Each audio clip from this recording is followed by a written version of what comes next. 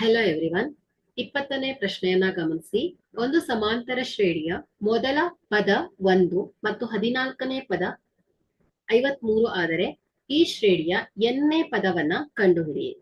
So ಇಲ್ಲಿ ದತ್ತಾಂಶವನ್ನ ಗುರುತಿಸ್ಕೊಂಡ್ರೆ ಸಮಾಂತರ ಶ್ರೇಣಿಯ ಮೊದಲನ ಪದ ಅಲ್ವಾ. ಸೊ ಮೊದಲನೇ ಪದ ಎ ಇಸ್ ಈಕ್ವಲ್ ಟು ಏನ್ ಹೇಳಿ 1.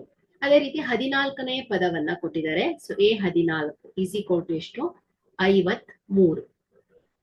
ಸೊ ಈಗ ನಾವಿಲ್ಲಿ ಎನ್ನನೇ ಪದವನ್ನ ಕಂಡು ಹಿಡಿಬೇಕು. ಸೊ ಅಂದ್ರೆ ಎನ್ನನೇ ಪದ ಎ ಎನ್ ಅನ್ನ ಫೈಂಡ್ ಔಟ್ ಮಾಡ್ಬೇಕು. ಸೊ ಇಲ್ಲಿ ಸಾಮಾನ್ಯ ವ್ಯತ್ಯಾಸ ಡಿ ಅನ್ನ ಕಂಡು ಹಿಡಿಯಬೇಕು. ಸೊ ಇಲ್ಲಿ ಸಮಾಂತರ ಶ್ರೇಣಿಯ ಎನ್ನನೇ ಪದದ ಸೂತ್ರ ಏನ್ ಹೇಳಿ a n is equal to a plus n minus 1 into d. So ಇಲ್ಲಿ 14ನೆಯ ಪದಕ್ಕೆ ನಾವು ಈ ಸೂತ್ರವನ್ನ ಅನ್ವಯಿಸೋಣ ಮಕ್ಕಳೇ. ಸೊ ಏನಾಗತ್ತೆ 14 a 14 is equal to a 1 plus 14 minus 1 into d. So ಇಲ್ಲಿ 14ನೇ ಪದ 53 is equal to 1 plus 13 d. So 53 minus 1 is equal to ಏನ್ ಹೇಳಿ 13 D.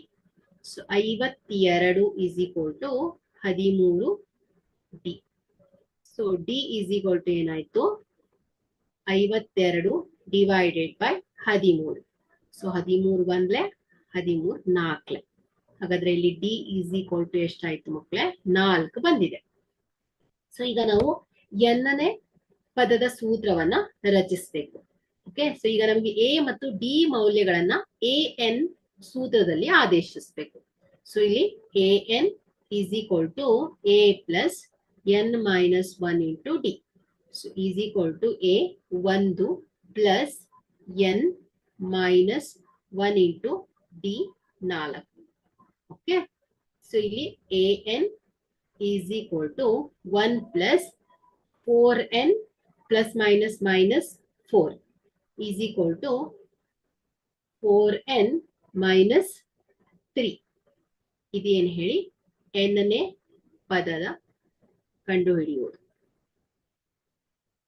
Okay. N is equal to 4n minus 3 ಆಗಿದೆ. Thank you.